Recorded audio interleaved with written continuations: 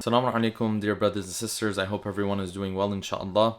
And welcome to this mini series that will be on highlights from the life of our Holy Prophet Muhammadin al-Mustafa salawatullahi wa salamuhu alayh. Of course, the life of the Prophet is a portion of history and a portion of knowledge that typically we don't spend enough time with. And it's really a lost opportunity for many of us. So inshallah, in this Ramadan, I will be highlighting 5 of the highlights of the life of our Holy Prophet, and those areas where I think we can take many lessons from and learn many lessons from. Today's lesson is going to be dedicated to the perseverance and the patience that the Prophet dedicated. And I want to zoom in especially on the early years of the prophethood of the Prophet, because normally when we talk about the prophethood of the Prophet, we look at his time in Medina. We talk about all of the different goals and feats that he was able to achieve, but very seldom do we look at the 13 years in Mecca. Partially because when you look back in history, there's actually less information on the history in Mecca, and actually there's a lot less we know about what the life of the Prophet looked like in Mecca compared to Medina. So some scholars have estimated that 2 to 3 times the amount of history that we have from Medina is, Mecca is, a third of that, or basically maybe even a fourth of the history that we have from Medina. And that makes sense because the Prophet, when he entered into Medina, the prophethood had spread everywhere. Everyone is Muslim. Everyone actually cares about what the Prophet is doing. But that first 13 years, which 13 years can feel like a lifetime. It's a very long time. And it might be difficult for most people to picture the 13 years in Mecca because it's actually a longer period than the roughly 10 years in Medina.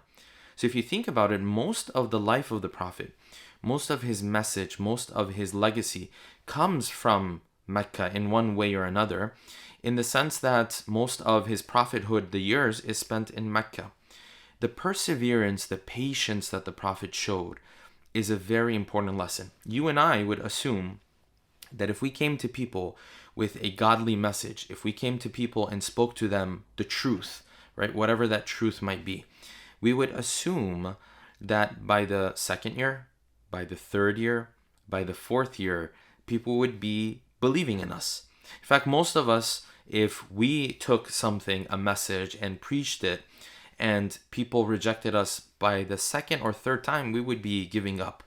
What you find in the seerah of the Prophet is this perseverance, this patience, but also a patience and perseverance that doesn't come from arrogance. It doesn't come from a sense of, you have to believe in me, I feel entitled. It comes from a sense of, I care for you, and therefore I'm not willing to let go until you believe. And this is why you find multiple verses of the Quran highlighting this characteristic of the Holy Prophet. So the Quran says, لَعَلَّكَ بَاخِعٌ نَفْسَكَ. It's as if you are almost giving up your life. إِن لَمْ يُؤْمِنُوا بِهَذَا الْحَدِيثِ أَسَفًا. Because you feel like it's so unfortunate that they will not believe in this faith that you have brought to them. And other verses of the Quran as well. The beginning of Surah Taha, we read, Taha ma anzalna alayka al-Qur'ana litashqa. We didn't send down this book and this message to make your life difficult because of the worship of the Prophet and also him spreading the message. So this perseverance is something we can all learn from.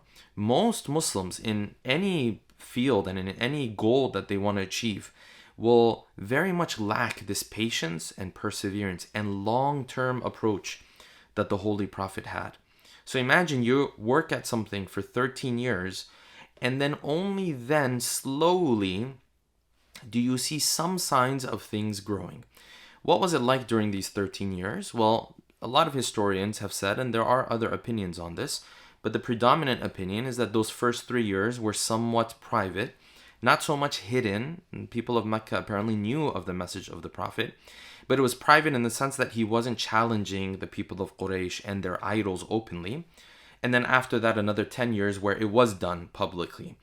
When the public call began, and now the objections, the challenges, so on and so forth began, we find stories in the life of the Prophet where it's very difficult for us to even imagine someone dealing with these types of challenges and continuing moving forward, to keep going forward while you're dealing with such challenges. One of those, for example, this individual, he says, I came to Mecca, and when I entered, I saw this young man. He's going around and he is preaching this message. He goes around and he says, قُولُوا لَا إِلَهَ إِلَّا اللَّهِ. O people, say there is no God except for Allah. And if you do that, then you will reach salvation, right? تُفْلِحُ. You will have the hereafter to yourself.